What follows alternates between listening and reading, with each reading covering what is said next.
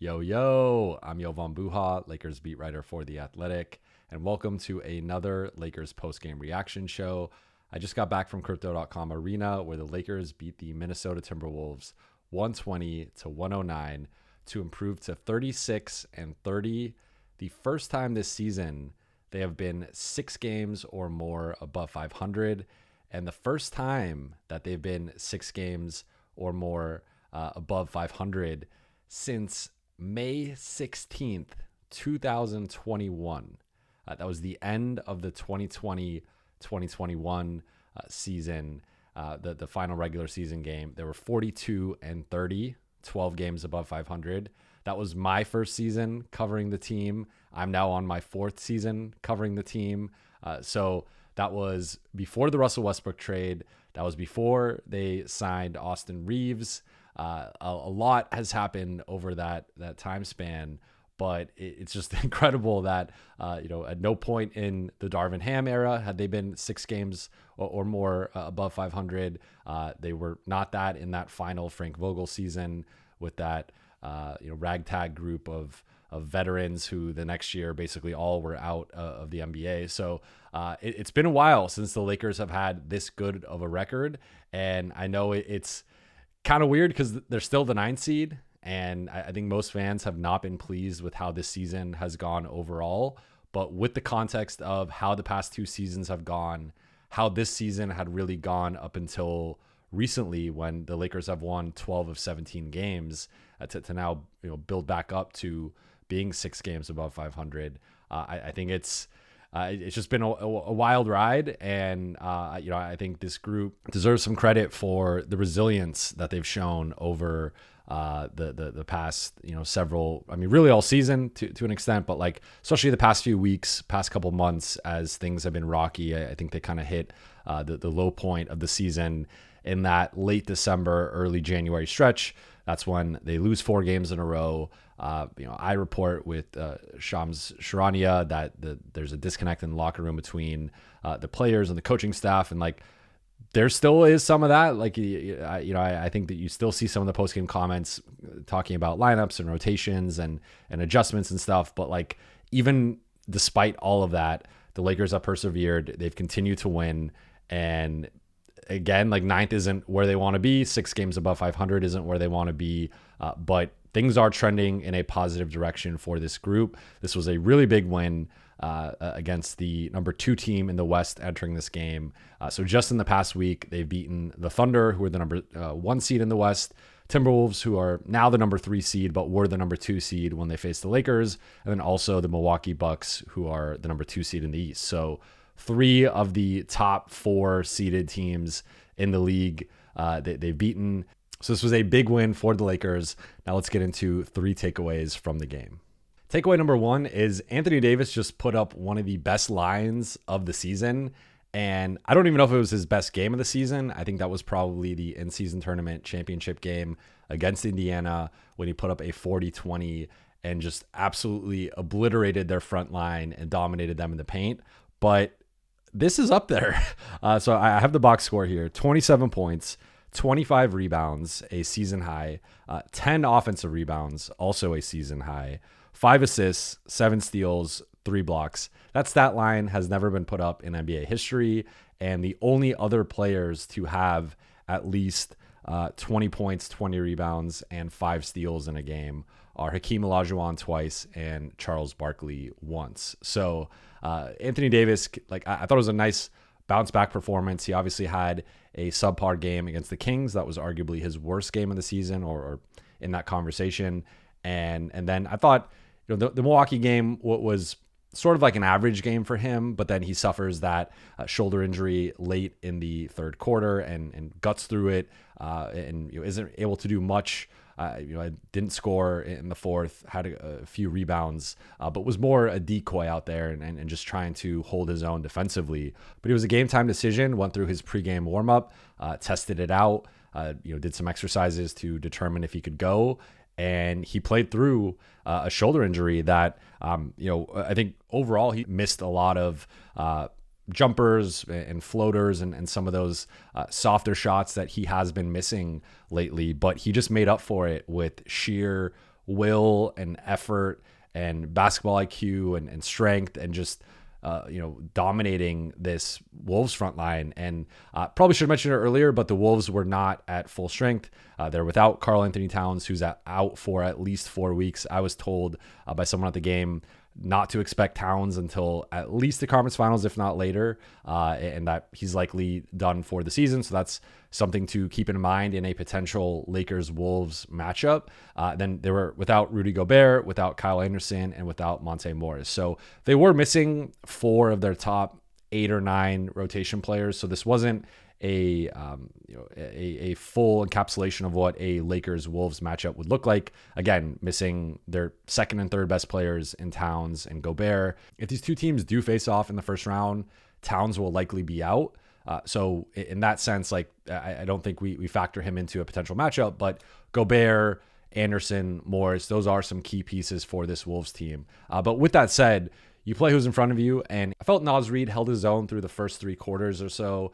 He did have 4 blocks. Several of those were on AD. He was battling him in the paint. But at some point, through the war of attrition, AD's persistence and just his size and his strength and his relentlessness overpowered Reid and the Timberwolves front line. And I thought AD... he wasn't the leading scorer. That was LeBron, who had 29 points, 8 rebounds, and 9 assists. But AD to me was the swing player tonight. And again, the type of stat line that only a Hakeem Olajuwon or a Charles Barkley could put up.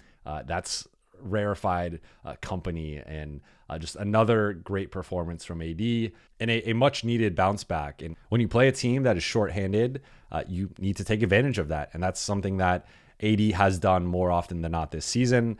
So I think AD's performance really swung this game. And the fact that this wasn't his clear-cut best game of the season shows just how great AD has been this year. Takeaway number 2 is Darvin Ham made a couple of smart adjustments at the beginning of the fourth quarter that helped LA put this one away. One, he went for the kill. He started 4 of the 5 starters, LeBron, AD, Austin Reeves, and D'Angelo Russell, alongside Taurean Prince. And when I first tweeted that out, fans, of course, had the reaction of, why is Taurean in there? What's going on with Taurean?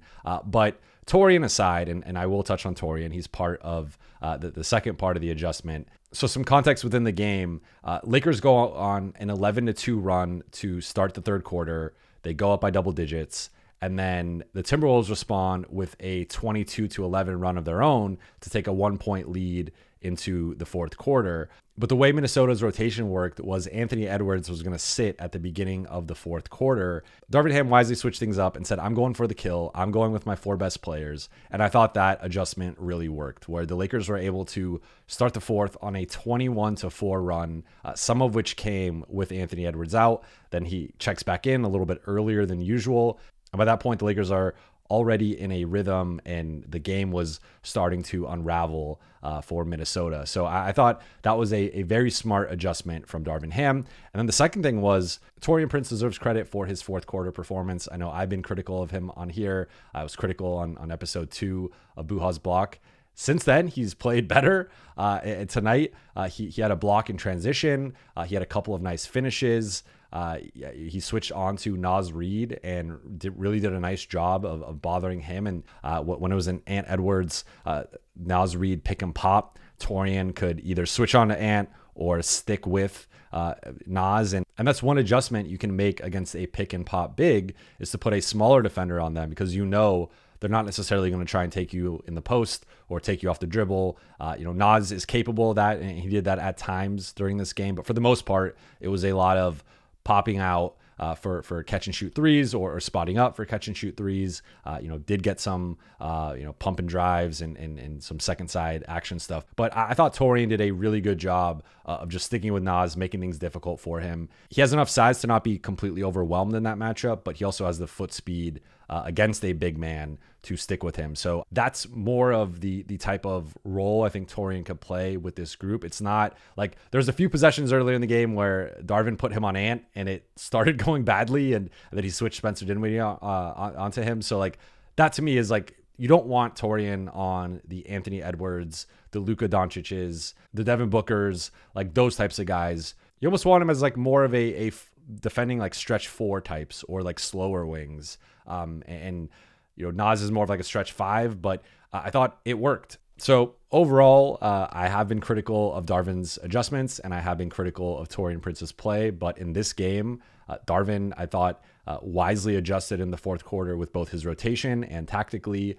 and Taurean Prince stepped up and played a key role in this win. So they both deserve praise. Finally, third takeaway is the Lakers are sneakily making a run up the standings right now. If you look at it, they now have a 1.5 game lead over the number 10 Warriors, who are currently without Steph Curry. It's unclear how much time he's actually going to miss. It seems to be a short-term injury, but that is something to monitor. If you look at some of the teams above them in the play-in mix, the Suns have the hardest remaining schedule. The Pelicans and Kings are both in the top 10. And that's according to Tankathon. And that is purely based on opponent win percentage. That doesn't really factor in home games, road games, back-to-backs, second night of a back-to-back, etc. Still, that is notable. The Lakers have the 17th hardest remaining schedule. And then the two teams below them are the Mavericks and the Warriors. So those teams have slightly easier schedules. Maybe that keeps the Warriors competitive in terms of like the 8 or 9 seed. But like the Lakers with going, again, they just beat the Thunder. They beat the Bucks. They beat the Timberwolves. Like, this was a really tough week. Also lost to the Kings. But if they can continue this momentum into next week, they play the Kings in Sacramento. That's a very big game. Not only for, they're not going to win the head-to-head series, but just knocking the Kings down a loss, that brings them closer. And then also every game really matters from here on out. But then after that, you got Golden State, you got Atlanta, you got Philly before a big road trip to close out March. So if the Lakers can win the Sacramento game, at least go 3-1 in their next 4, but potentially even go 4-0 with the way that they've been playing, and they have an opportunity here to continue to build on this recent stretch and potentially go 39-31 or 40-30 and be 9 or 10 games above 500. And if they can do that, they position themselves to, I think, jump at least to the number 8 seed, if not number 7. And then that puts you in a whole different category in terms of now you could actually get the 7 seed. Now you will have home court advantage in the play-in. Going 3-1 against the slate that they had was necessary and impressive, but it doesn't stop now, right? Like they still have 16 games left. They need to go 12-4 or 13-3 or 11-5, like at the worst, to really make a dent in the West standings and ascend into that 7 or 8 spot, which should be their goal getting out of the 9-10 game. With Sacramento, that's a big one. They're down 3-0 in the season series. They've lost 6 of 7 over the last couple of years. Like, that would be a statement win. And this is a team that's 12-19 on the road. They haven't been great on the road. They have a big road trip coming up. So like going into Sacramento, beating them, narrowing that gap in the standings, and also just keeping pace with the rest of the West, like they are starting to position themselves to potentially ascend into the 7 or 8 seed, where a few days ago after the Sacramento loss, it was looking like potentially they're locking themselves into that 9-10 mix. So things can fluctuate, things can change week to week, day to day. They could easily lose that Sacramento game, and then now we're having a different conversation depending on what's happening with the rest of the West. But these last couple wins were huge. The Lakers have survived their homestand. They've survived against some of the better teams in the league. And as I said in the intro, things are trending up right now. So that'll do it for tonight's episode. Went a little shorter because I have to record episode 3 of Buha's Block.